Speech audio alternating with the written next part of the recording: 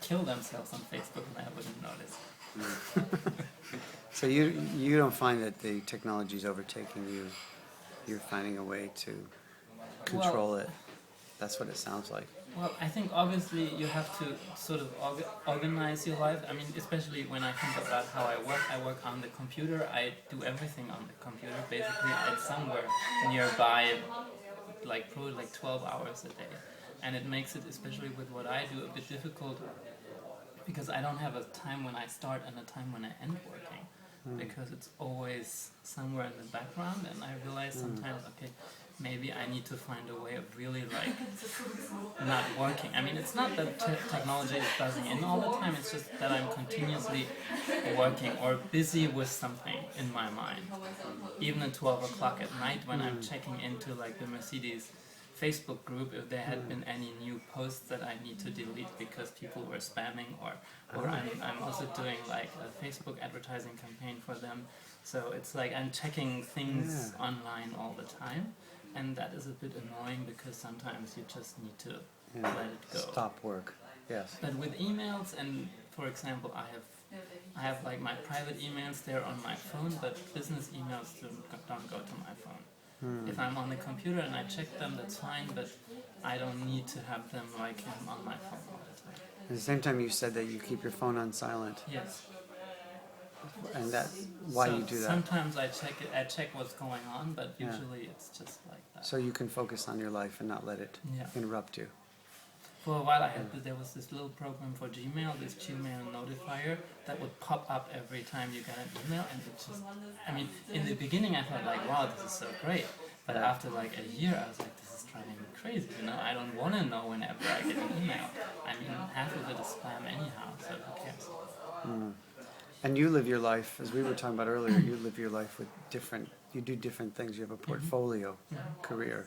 You're not in one job. You do every day as things for yourself, things that make money that you still like.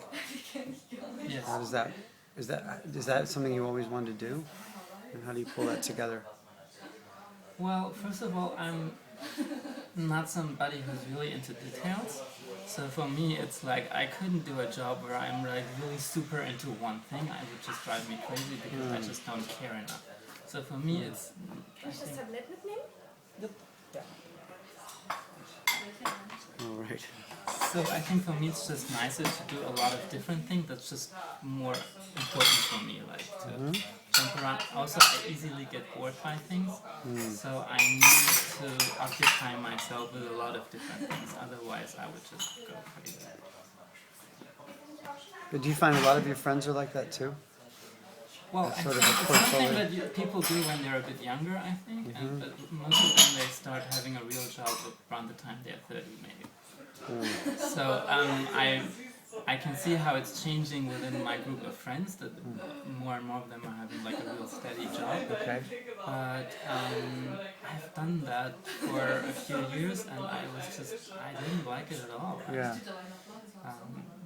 I didn't even make more money, so I don't even get the point. And you don't have more security, because the moment you lose that job, you're as insecure as anybody else in the world. I think even when you do a lot of different projects at the same time, you have more stability maybe. And I think you're also more used to work with networks that can, you know, support you when you need to look for another job. When you have this 9-to-5 job for 5 years, you don't really have a network that can like help you get into a new one necessarily.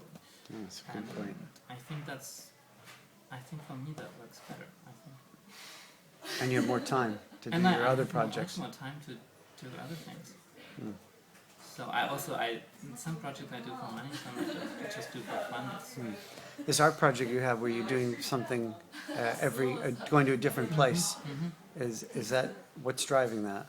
Why did you decide to do that?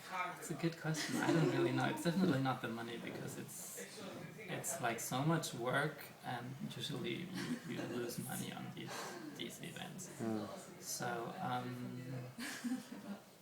I think because a lot of the things I'm doing have something to do with working on a computer, so I really like doing something that does not involve the computer at all. It's almost like weightlifting at the gym or something like that, with more interaction with people, so I find it more interesting. Um, I think really it's this people's thing, like dealing with people, interacting with people, because that's something with my regular things I'm working on, I don't do that much, because it's basically I'm sitting and writing Yes. whatever, emails, Yes. you know. So this is something where I'm really interacting with people. And also I like it because you start it and you end it, you know, it's like there's, and you have a result. And with the other things I'm doing, usually it's projects that go over weeks or months, and they fade in and they fade out. There's no real end to it, you know, and you don't ever get real feedback.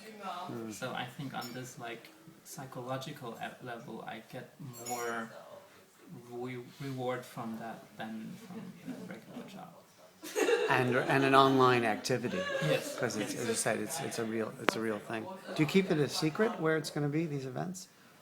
Until the end? No.